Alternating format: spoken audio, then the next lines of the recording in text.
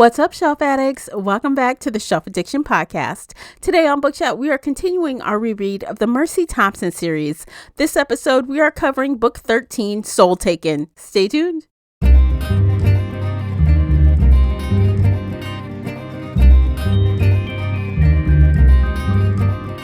Hey everyone, I am your host, Tamara, and welcome back to the podcast. If you're new here, we're going to feed your shelf addiction with fun book conversations, bookish topics, and more. It's like listening in on your favorite book club.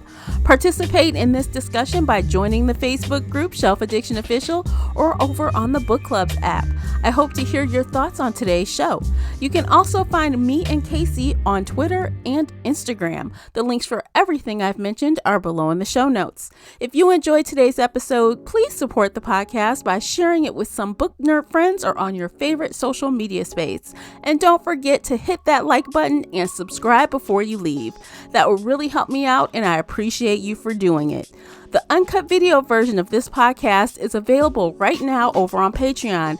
Join us there for exclusive videos, including after shows and more. So if you're interested in that at all, you'll need to come over onto Patreon and sign up. As always with Book Chats, we talk spoilers here, so you've been warned. Without further ado, let's begin. Joining me is feature co-host Casey from Heart Full of Ink. Welcome back, Casey. Hello. I'm so excited to be here. Yay, because we are doing our final installment of the Mercy Thompson reread of this year. This is the last book that's published as of today. Yes. Right now. Yes. So book 14 is supposed to come out next year, but we're not going to reread all 13 books for that. No, we are not. We are not going to do this again. So this is the last one. I'm excited. So we're just going to do what we do. We're going to do the stats, the synopsis, and we'll just jump right on in. Today we are reviewing Soul Taken, book 13, written by Patricia Briggs, 13th in series, as we just said. It was published August 23rd, 2022 by Ace and Penguin Audio. The hardcover is 388 pages. The audiobook is 10 hours and 33 minutes. Narrated by Lorelei King. Casey, would you please read the synopsis? Yes. Mercy Thompson, car mechanic shapeshifter, must face her greatest fears in this chilling entry in the #1 New York Times best-selling series. The vampire wolf is missing. Since he's deadly, possibly insane, and his current idea of fun is stalking me, some may see it as no great loss. But having been warned that his disappearance might bring down the carefully constructed alliances that keep our pack safe, my mate and I must find Wolf and hope he's still alive. As alive as any vampire can be, anyway. But Wolf isn't the only one who has disappeared, and now there are bodies too. Has the harvester returned to the Tri-Cities, reaping souls with his cursed sickle? Or is he just a character from a B horror movie and our enemy is someone else? The farther I follow Wolf's trail, the more twisted and darker the path becomes. I need to figure out what's going on before the next body on the ground is mine. All right. So, what'd you think? Book 13. I enjoyed it. I know we just read this back in August, but after rereading all the books leading up to this, I think it's a much stronger book than I initially thought. Same. Also, I probably should have listened to our episode again before recording this episode. I just did not have time. Yeah, I did not listen to the episode, so it's very possible some of my critiques could be exactly what I said last time. That's totally possible. Oh, yeah. No, I thought about this like 10 minutes ago. I was like, oh, yeah, I should have listened to our episode, but I did not have time. So apologies to anybody who like listens to these back to back. I know, right? It's been 3 months for us. Hear this conversation? But don't worry, if you're listening to a playlist somewhere, you won't see the other one, just this one. So there's that. Yes. So yes. I definitely enjoyed it more the second time around, just because, like we had said before, I think in a previous episode, I lose track now, it's all blurred together. When we had read this book several months ago. We were only like 3 or 4 books I think into we the were 4 series. books in. 'Cause Okay. I remember we had this conversation where we were like, "No, she got the bite from Stefan, but they broke it. So how is it still here? We don't know what this is." And now we're like, "Okay, yeah, no. This has Yeah. been fully established for a long time." I know. We were like having brain farts all over the place. We could not remember stuff. Well, it was really Um, difficult jumping from book 4 to book yeah. 13. And so I would Mhm. not recommend that to anybody. I do not recommend.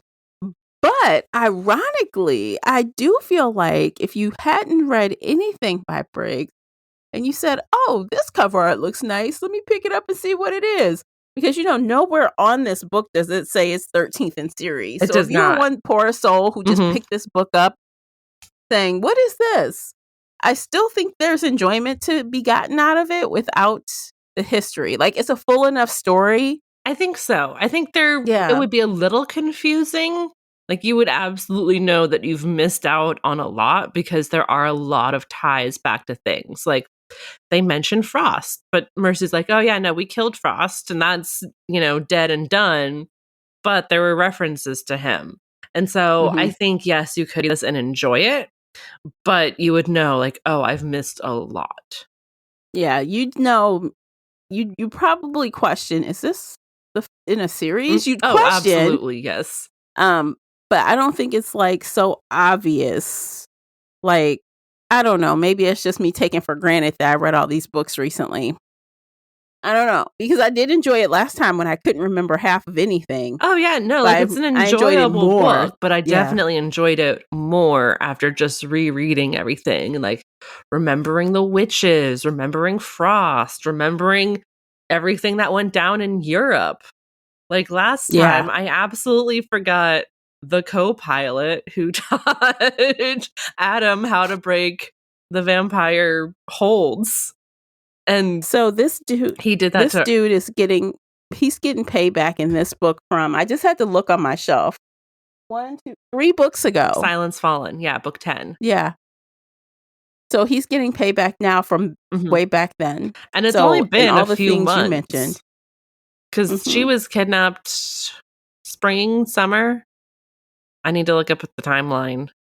But this is October. Like, it's only been a few months because these books happen so fast, and everything happens all at once. Yes. I don't know. I don't even know what time it is, and I'm not gonna Yeah, look no, either. don't I was look. going to, and I said, "No, don't do it. You're not doing Don't do that. We that. don't know." But a couple months has passed, and we just from the last book, it was pretty immediate. No time has passed really between the last book and this book. It's been, like, maybe a month. If that, I don't know, because I know, Adam, like, he's still having his beast. I forgot his beast even came out in this book, his monster. I know, and as I'm I like, read that, I was like, "Oh, shit. We were just talking about this last week." yeah, so I'm like, "Okay, so that literally," I mean, he's living with it. Mhm. He is gonna live with this monster, sound like forever. I'm not sure if it's gonna be forever, forever. Like we said with Smoke Bitten, I think he has turned a corner and it's getting a little easier. But we were in his point of view for one chapter today, and we got a little more depth about it, which I Mhm. thought was really good. So before we were kind of shitting all over Adam because we're like, "Oh, you just don't I'm think you're still shitting on him. worthy. Like, you're just, you need some growth."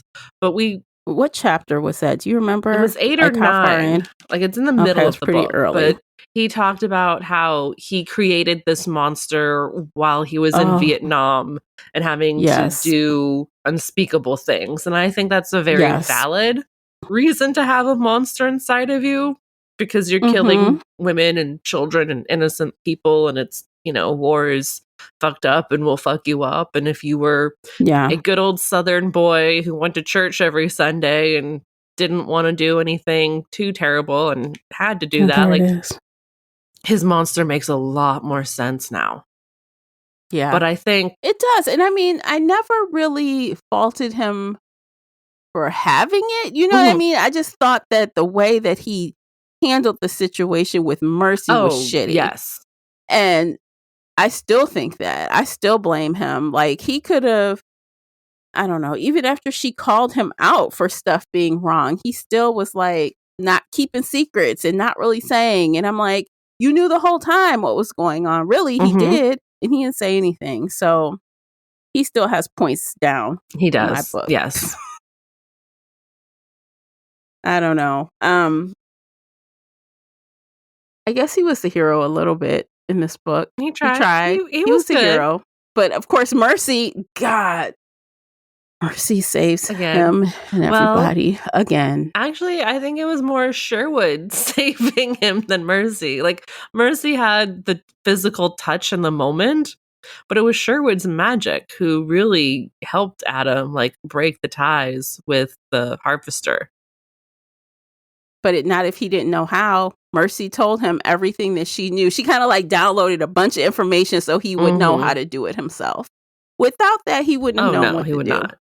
But yeah, but Sherwood was everything. Yes.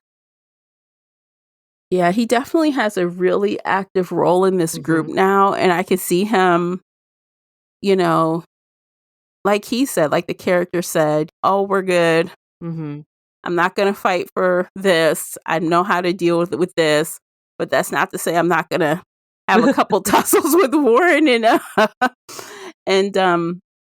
help me. What's the other? Zach? Number two. Daryl. No, sorry, number they two. live with Zach. Daryl, because of his dominance.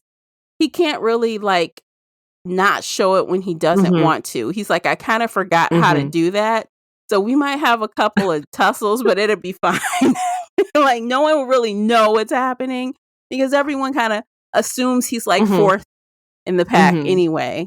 So he's just got to practice tamping that down a little bit, not to drive those two berserk. But other than that, he's in like Flynn. He's going to be there. He's taking care of business and he's protecting them. Because, as we learned in this book, he's Bran's older brother. Right. Which they knew he was a Cornick in last book. They just didn't know how he was a Cornick, right? They didn't know. They figured it out in this book. They said no, I thought it was at the end of last book where they said, no, they said he, let me mark it. Okay. They said he was a Cornick. Because I thought it was at the beginning of this book when they figured it out. Because she was looking at him at Uncle Mike's. Oh, okay. Well, maybe it was. Page 52. Stuff's blending together. Opened. Okay. Sherwood was giving Zach a fond but exasperated look. It was a look I'd seen directed at me, but not by Sherwood. You're a Cornick, I said in shock. Yeah. I'd recognize that exasperated expression anywhere. Samuel uses it anytime I beat him at chess. Yeah. Yeah. Which should have gave it away, but she didn't know still how exactly they were related. But they knew it was close. Like, they knew it was close relatives. So very interesting. He's got a lot. And there's a lot of stuff he hasn't uncovered yet or shown to us yet. I think he has a bunch of power that we don't know. If he's Bran's older brother, one, that means he's Witchborn. So his mother's super powerful. Two, they said that he was the boogeyman long before Charles was born. So he was the enforcer before. Yeah, no, he's a big dangerous.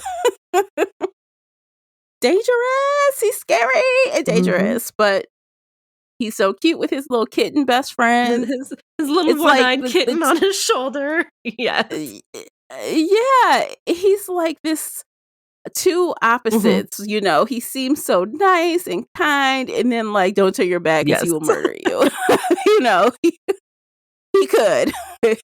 So I don't know. I like the dichotomies of these characters. A lot of them are like that. Even like Wolf, right?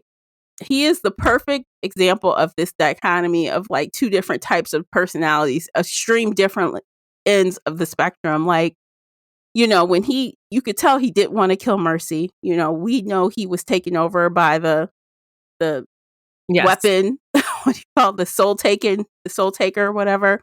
He was taken over, but he was fighting it. And he knew that Mercy would get him out of it. And when she did, he thanks her and leaves promptly. Because he's smart. But then later, He's smart. He's smart. But then later, he comes, he's playing his little violin and Stefan's there. And he's like, be Mhm. scared. Be very scared. And she's like, oh, he's talking about Mhm. Wolf. So, yes, he's kind if he wants to be. He's very powerful, very Yep. old. But he's also very lethal and you cannot trust him. So very opposite, It's like a lot of the characters are Mhm. this way, I think, in these Mhm. books. And it's a fun dichotomy. It's Yeah. Z, it's Stefan, it's Wolf, it's Adam, it's Sherwood, it's Bran, even though we don't see him a lot here anymore. Like, he's still really powerful. He's still, in the background. Yeah. Because even Z, she had a brief moment of Fear? not being sure Mhm. about Z, and Adam had to bring her back. Like, dude, she had this, for a brief time, she had this ability where she could like look into someone's eyes and kind of like see everything Mhm. about them. And she saw some things with Mary Jo and she saw some things I with think it was someone funny, else. but And he's like, well, did you see anything that changed your opinion of them? He's like, no. And he's like, Mhm. Z, you already have enough Mhm. information. You know if you can trust him or But the not. thing is, can she though? 'Cause he's been here 40 years. She's only known him 10 years. He's been Mm-hmm. alive for over 1,000 years and has done some very terrible things. They scared Tad's new I girlfriend, and Tilly Yeah. brought the cup made out of a skull with jewels that, Z made from a child's head. Like, he is a I think scary that dude. she knows how far she can trust him. For Mhm. example, when at the end when she gave him, the soul taker Mhm. or whatever The it's sickle. called, she made a deal. She said, I'll trade, let's do a Mhm. trade, right? A Mm. bargain. So I think she knows what parameters she can trust in him. She wouldn't just Of hand it course to not, him. but I don't think she fully understands. I'm feeling a little more scared of Z. Like, I know he's a friend and an ally, but, mm, So you think he's going to turn bad? I don't know if he's gonna turn bad, but I don't know if I fully trust him. I think he plays a long game. And again, I think somebody else mentioned, I think it was Larry, who talked about how, nobody wanted Z to get this. They were totally fine faking him Mhm. out 40 years ago. They're a little nervous and worried about him. Anytime Mercy says, "Oh yeah, I'm friends with him," people get scared. And Yeah. and they And they should, should. But but they're they're not not Mercy. Mercy. I feel like I don't know, for some reason, something about her, he has grown to think about her as another one of his kids, right? Probably. Okay. And if he does go against her, it would shock me, and I Mhm. would just have to be like, "Oh my god, you have done everything to fool me," because I would never think he would go against her on purpose. Not to say that there may be a situation where there may be some miscommunication, but I don't think that he would ever harm a hair on her head. I I don't don't think he think he would, would. like. That's not to say he won't harm that neighbor Yeah. down the street Oh, yeah. or this customer that walked in the door. But her and hers, I don't think he would harm. No, I don't think he would harm Mercy per se, but I feel like, he's kind of been slowly collecting all of his old weapons. He's been collecting some other weapons, and this one did get destroyed, thankfully. But, like, he's starting to kind of amass some power. And there have been a few hints about issues with the Fae and Tilly. They're locked out of their Mhm, place. She is scared of Z herself. She doesn't like him. mhm. I think there's going to be a big freaking Fae battle at some point. And I don't know if Z is going to be on like the right side or a good side or just his own side. And no, I don't think Mercy's going to get targeted per se, but with Tilly in her backyard, I think something's gonna happen. I don't know. This is all just fan theory Yeah, based on random lines. that wouldn't surprise me, honestly. We know very well that he is about protecting himself and Mhm. Tad. As long as no one tries to kidnap his son again, because we know they were still finding Yes, body parts from the last yes. time. So he is in no way meek. Mm-mm, He is in no way mm-mm. fearful, or he has no restraint when it comes to killing No, people. We absolutely know not. this. He is a powerhouse. So that would not surprise me at all. But I don't think I would think that he would be on the wrong side of it. Just something about this character, unless Briggs just does me totally dirty and changes his character completely. I just feel like he's, how some superheroes are kind of like the Mhm, anti-hero. You mhm. know what I mean? Like, you're going to do what you think you need to do to get what needs to be done Yes. done. And yes, you might kill some people, you might damage some things, but it's ultimately for the right Yes. reason. I feel like he falls in that Mhm. pocket. At least that's how my point of view on him. I hope his personality doesn't change, but I totally anticipate him killing more Oh, people. Totally. absolutely, like, definitely guaranteed he's gonna kill some people. I'm just kind of like, Mhm. "What is this Fae thing gonna be? What is gonna go down? How is it gonna go down? What's coming?" I know something is coming. Something is coming. We're not done. And not only with him, but Wolf, we've been clearly led down a Mhm. path with Stefan warning her. Wolf is not done Mm-mm. with her. He is not finished. Which is terrifying in and of itself. Like, the fact that he, last book was like, "Oh, I'm stalking you. It's fun. I'm stalking you." Like, I'm just gonna show up. And, the beginning of this book, he's like, "I'm gonna sleep in your bed or roll around in your bed and just, like, Oh, make sure you can smell me." Ugh. ew. Yeah, ew. Ew. Maybe he wants her, like, I to be don't think with it her. Maybe he tries to take out I Adam don't or think so. It something. doesn't feel like when Mercy looked into him and saw him, saw his soul or parts of his soul or Mhm. whatever. He wants to be his old self again. And when she, put that be at peace spell on all the zombies and he was touching her, he felt like Mhm. his old self before he'd been tortured for centuries. Like, I think it's more Mhm. of that he wants that peace, that he wants that, going back in time to being himself before he became this crazy tortured thing. So it doesn't feel sexual to me, but Hmm. it's that, like, you can do this great thing for But he's me, and still I wanna that. steal you to do that for me. He's still that. He's still free. Is he though? He's, like, kind Yeah. of tortured I don't know. I feel like he is free of whatever that didn't go away. It wasn't temporary.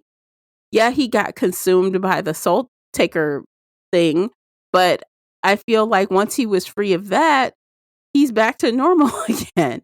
Like, and she But saved is him it again.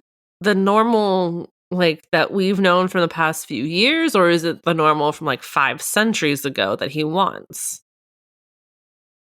I don't know. I mean, we don't know that because he barely had any Yeah. words after that, We don't know, you but know? he's He came to show appreciation with some music and a couple of words. So we don't really know what his state of mm-mm. mind is. And that's both terrifying and fun because we're gonna find out eventually.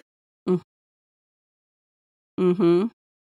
And I mean, obviously, Stefan thinks Mhm. it's bad. He thinks he's in whatever it is, he thinks is Well, bad. Stefan is So, very protective of Mercy and kinda thinks everything is bad, so I mhm. mean, he's not wrong. Wolf is Mm. terrifying, and, we were complaining last time that Mercy wasn't scared enough. Mhm. Mhm. I still think that. I still think that's probably why she Mhm. got the warning. She's not scared enough of Absolutely, him. yes. I don't know. It's hard. Like, to be really, like, tentative allies Mhm. with people. You don't the allyship is not that Mhm. strong. Like, I feel like I mentioned with Z and Tad, like, that relationship Yeah. is locked in. Oh, I yeah. feel like it's locked in. I feel like it's locked in with Stefan. But all these other, with the I was Goblin just about King, to Larry, ask. that's tentative. It I could don't know. I change. think Larry really wants this. I think he really wants to be friends and like he wants to be good allies. And you have to start somewhere. And he's absolutely like, yeah, let's do this. Let me tell you what I know. Let's be friends. Let's do this. Let's do that. Let Mhm. me jump in through a window in a loincloth and save you because that's what friends do. So I trust Yeah. Larry. Yeah. I mean, I want I that trust for them. Larry a hell of a But like lot even more than I trust Marsilia, Marsilia. I don't know. I guess she warned them. She had a weird, creepy way of doing it. I don't know if she had some like there was something going on. Like obviously she escaped while they were being tortured or whatever. Honestly, Um, I was but kind of wondering if Bonatero, like, made her do that I don't because know. I don't see how she could escape him only to get recaptured by him and continuously tortured. And the way she I said know. everything was, But like, okay, so so let's specific. It was almost like, yeah. Adam said it sounded like a ransom video.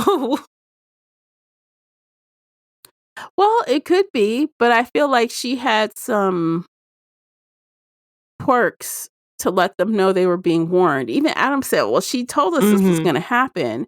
And like they even made a point to talk about her entrance, like these robes and the And the smoke, and they're like, scent. "What's going Yeah. on here?" Like, so maybe it was kind of, I'm telling you something, but I'm telling you Mhm. something, Oh, it was definitely like, that. It was 8 different yeah, layers. like don't just take what yeah, like don't just take what I'm saying at face value out my mouth, but I'm telling you something Mhm. without telling you. I feel like that's what Yeah, and she was that kinda doing. makes me what So thinks it while was she is Bonatero who's like, "Oh, yeah, no, you need to give them this warning, but don't say anything about this." mhm, mhm, yeah, so I do feel like, they even said, "Oh, our relationship with the vampires is stronger than ever right now." I think the only thing that's keeping Marsilia in check is Stefan. Like her Mhm, relationship with Stefan is so strong. Even if she wanted to go against whatever mhm. relationship they had, she won't do it because of Yes. Stefan. So he is what's going to keep her in check. And as long as he doesn't die, she going to stay in line. Yep. But will Stefan ever die? I don't know. Will the author ever kill him? I don't know. Everyone, okay, so we are 13 Mhm. books in and we've had a couple losses, Not a but big one.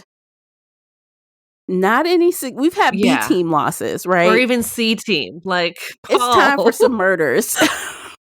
It's time for some murders.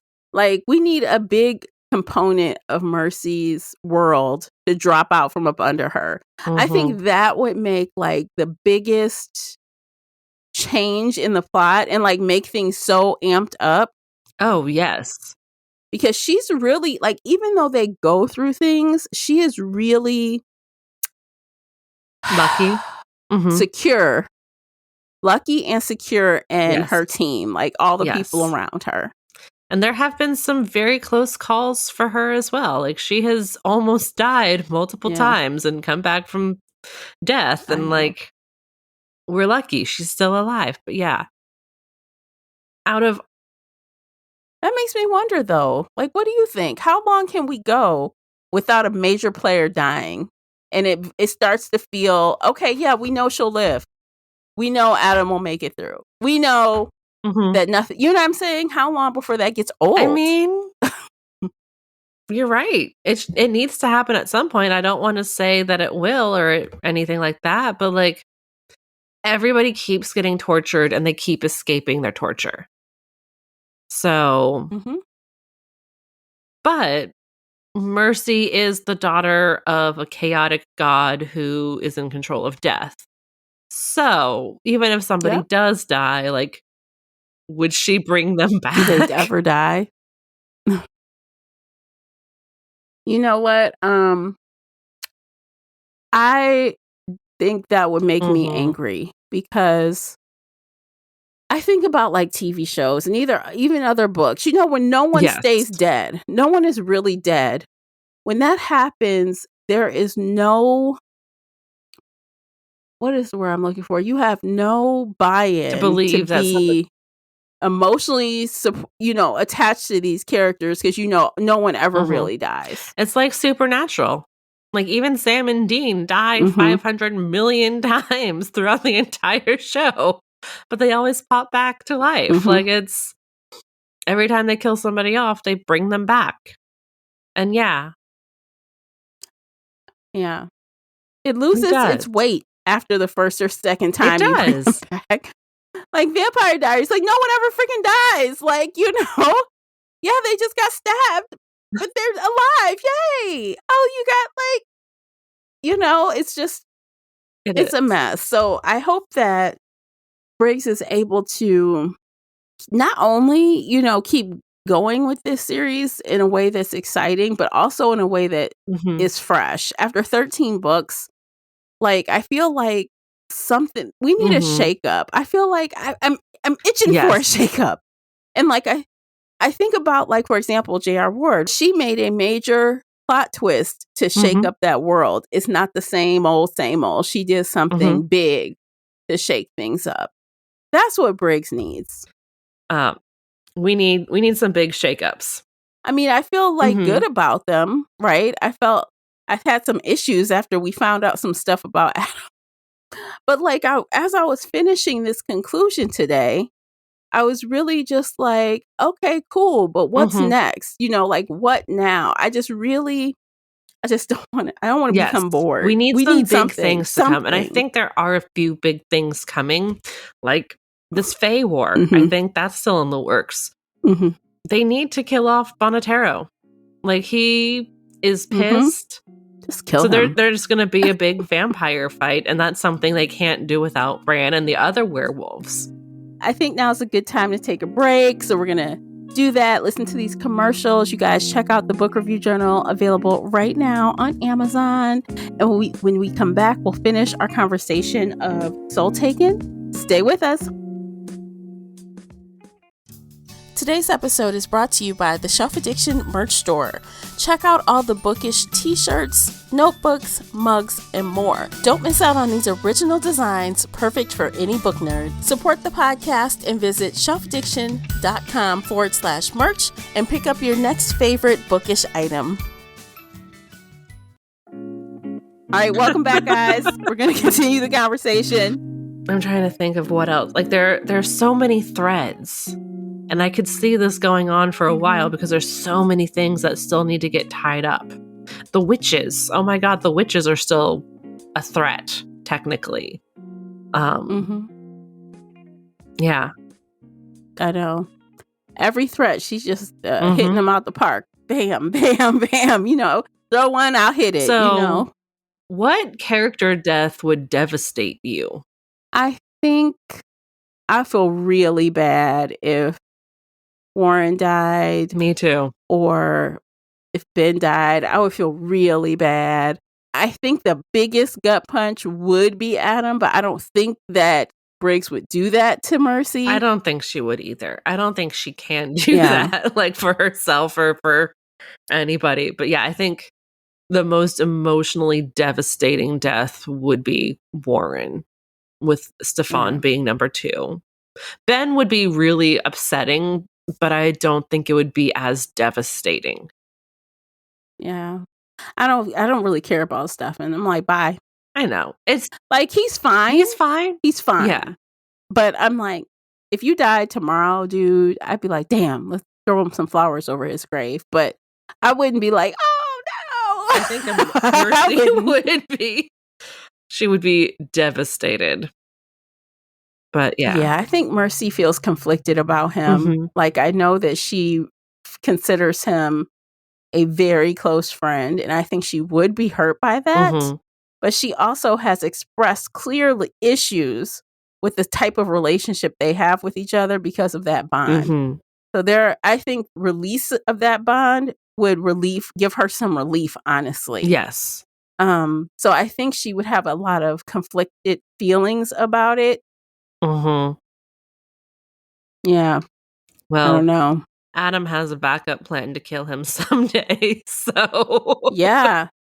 And I think she already knows, like, if it comes down to it, and I don't even think she trusts Stefan 100%. I Mm-mm. feel like there's a sliver of something, Mhm. right? Because she knows he could control her at any minute Yep. if he really wanted to. Yep. So having that bond, I think, is the one thing that is keeping her in check from feeling anything about him Mhm. that's, you know what I'm saying, that it should not be. Yes. And I don't think it ever was or would be. No? I know I said this Yeah. in one of the early episodes, but, like, if Adam didn't exist, if it was literally just Mercy in this town by herself, I think she would Mhm. have had, like, a great relationship with Stefan, just the two of them riding around in the mystery machine van, solving cases, just the two of them. But Adam does exist, so that can never happen. No. Mm-mm. Unless for some reason Adam dies, then maybe that could No, happen, but I I don't. think it would just not be right. Mercy would either drag Adam back to life or she would follow him. I don't think. Which she already said she would Yes. do. She already threatened Yes. him. And she would call her father to Yeah, be like, "Hey, Coyote, like, either bring him back fix or let this. me go with him." Mhm. I do. Yeah, I feel like that too. But see, that's why it's okay for Stefan to die because you know Mhm. what? Honestly, she already knows her husband, if it comes down to it, would kill him. Mhm. And she's not going to be mad about it. I mean, she might be disappointed, right? Mhm. She might be like, dang, that's effed up that had to happen. I didn't want that to happen. But she's not going to be angry at Adam for years because of it. Not for years. She might be like for a Mm-mm. little bit, but no, I think she's right. Or you're right. It's Yeah, it's just not the same. just not the same. Well, and that's kind of like what I liked about rereading these books is like I feel like we have a deeper feeling about these stories and about Mhm. these characters because it's easy to just talk about the world as a whole and how this current book has affected the world as a whole and not just specifically what happened in this one book. You know what I'm saying? Mhm. It's the overall thing. It's like once you get so far in, it stops being about this one book, I feel like. Oh, absolutely. It's the whole world. It's every piece of information we've read from this book and the Alpha and Omega series and all of the short stories. And yes, somebody could pick this up and understand it, but we get that one line reminder and be like, "Oh yeah, I remember this whole story. I know what this means. I remember going through this adventure with Mercy." Mhm. Mhm. Yeah, all of those times, like, it's happened a couple times, like, "Oh, Mhm. thanks for that reminder, I've forgotten that." Oh, you know what, on a side note, Mhm. we learned something new about Z in this book. You remember what That it he can is? heal people? Yes. Yes. I'm like, "Oh, That is some powerful magic. he can kill and heal." Mhm. He has life and death in his hands and a Yeah, lot of metal literally. smithing too. Yeah, because Mary Jo was like, "I didn't know he could do that." Mercy was like, "Me either." It's good to have him on your side. It is. He's like he's the first pick. He's my first pick. If we're choosing teams, he's my first pick. Mhm. Definitely. Oh, absolutely, yes. Who's your first pick? Would it be Z? Actually, I would pick Tad because Mhm. I know Z would follow and protect Tad, so I'd have double. Mm. Mhm. I'd have the double protection, but I'd also have Tad there to, like, have fun Mm. with. But Mm. knowing that, like, it's the 2 for 1. I pick Tad, I get Z at the same time. Mhm. Well, then wouldn't it go the opposite way too? Tad wouldn't leave his daddy. He wouldn't leave his daddy, no. And No. he hasn't, like, we've seen him follow his dad, but it's Mhm. the more protection of, like, Z's like, "No, Tad is here, I'm going to do this." It's Z Mhm. following him to the movie theater to be like, "I'm super protective over you." Wow. Which was crazy. So crazy. I wanna say, I know I said this last time, but I still absolutely ship, Tad and Jesse. I think they Me make the too. better couple. Yeah. rereading it and seeing them bicker and fight, and he's like, I have to protect you, and she's like, go fuck yourself. I'm just like, yes, I need this. Was that conversation in this book where she's like, someone has to make a sacrifice, and he's like, wait, am I the sacrifice for protecting you, or am I? He's trying to figure out. She's like, shut up. Yes, in the car. Like, oh my gosh, they are hilarious. They're so funny.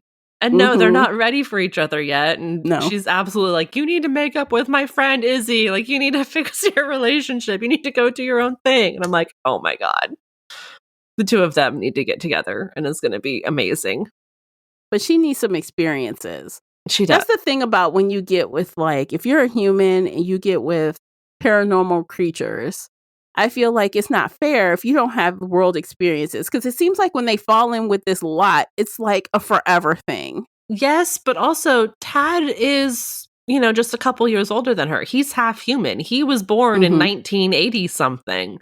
So like, in that sense, they're on equal footing. It's not like he's a 200-year-old fae who she's falling for. He is a young 20-something-year-old half-human boy.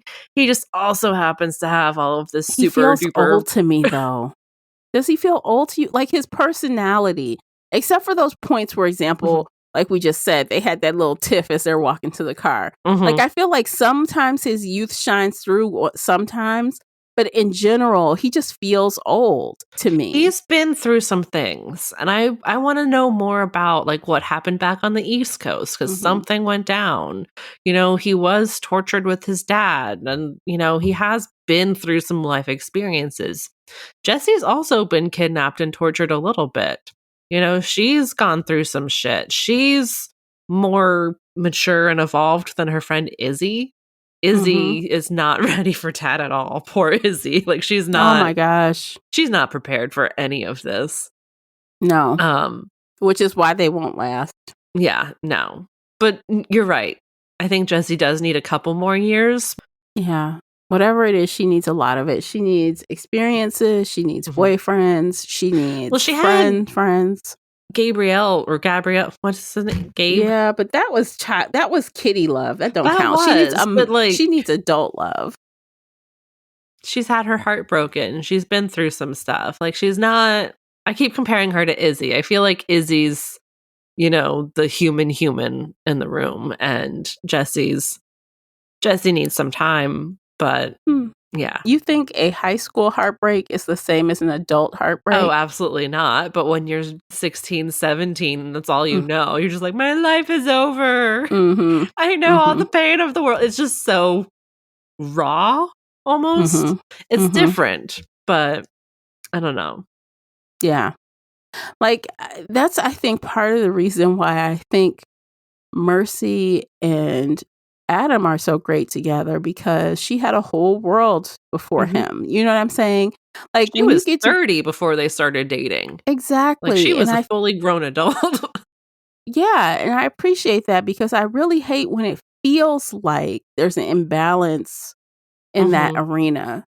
So I want the woman to be just as strong as the man and have just as many experiences as he does. Yes. Because I hate that whole trope of, like, virginal, woman with experienced man. I hate that shit, like, with a passion.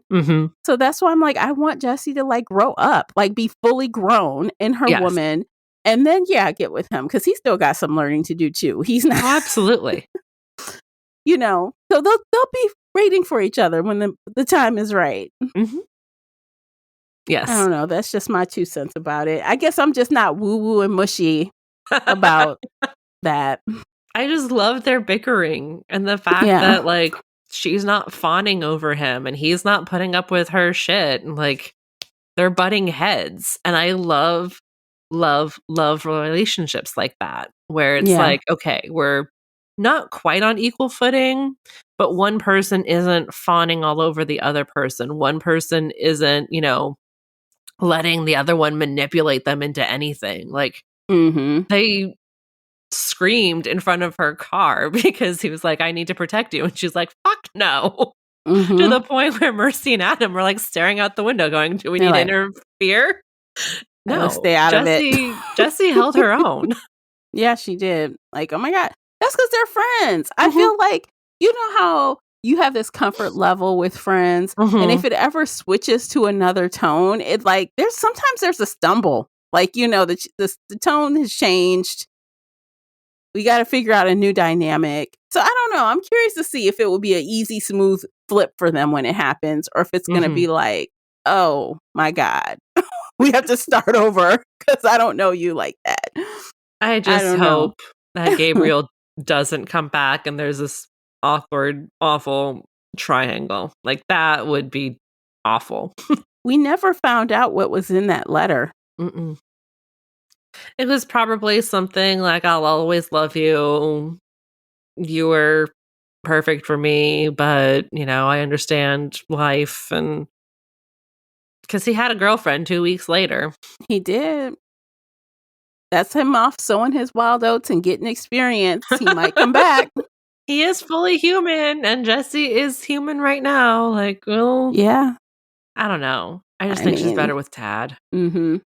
Yeah, she can't be human with him. Not really. Not really. She has to be something else. I mean, she could for a few years, but, he's going to stop aging at some point, and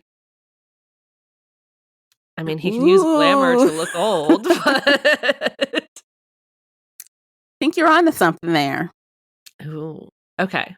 We'll find out in the next few years as she writes one book a year. Oh my gosh. Oh, it's going to be going on for another 15 years. Watch. And I'll be here for it, like, unless it takes a really nasty turn. I know. Okay, so that's a question. What would it take for you to say, I'm done with this series? What would have to happen for you to be like, I'm tapping out? I almost hate to say this, but if Adam died and Mercy had to go to Bran and everybody started being like, oh, make them a couple, I would just, no, fuck that. There's some fan theories about that, and I hate those fan theories, and I'm just like, no, I reject it. I reject that entirely. No, it does not work. I do not like that. I could not. Yeah, that would make me quit. If Mercy and Bran were together, that would make me quit. Yeah. No, that's so ick. I cannot. Maybe if Warren died, but I'd be so devastated, and I know Mercy would be devastated, and it would just be god awful. Yeah, I don't know. I don't think that wouldn't make me quit. I think if Mercy got with Stefan, I would be utterly disgusted. I don't think she ever could, unless he's brainwashing her into it. If Adam dies, God, same scenario. No. But instead of going to Bran, she gets with Stefan after a while. No, I would not like that either. Not at all. I don't think she would like it either, because he can control her, and she doesn't want to be with somebody who can control her. Yeah, you can't be with someone that can control you. I don't know them. We'll see. Yeah, we'll see. Hopefully we never get to the point where we need to quit because something awful happens. Hopefully not. Let's just keep on our happy road. But I do still think we need a shakeup though, and I'm down for it. Throw it at me. I can handle it. Yes. All right, I think we're done. I think we're done. Yeah, so book 13, Soul Taken, finished in the books. Still love it. And still love it. So that's it. That's it for now. And we may or may not have more books in this series. We'll see how it goes. I'm sure we'll cover the rest, but it will be slow go from here. So no more binges. I mean, maybe 5 years from now we can start over, but not anytime soon. Yeah, exactly. So I hope you enjoyed this. If you are a Mercy Thompson fan, please leave us comments somewhere or even share the playlist. There are going to be playlists available on Spotify and other places on YouTube. Follow and share the playlist with other Mercy fans because, we always want to talk about Mercy, and I know they do too. Yeah. It's the best. All right. So I think we're finished. I think it's been a blast. Yes, it has been amazing. Yes, and we'll see you guys in the next one. Take care of yourselves. Bye, guys. Bye, everybody.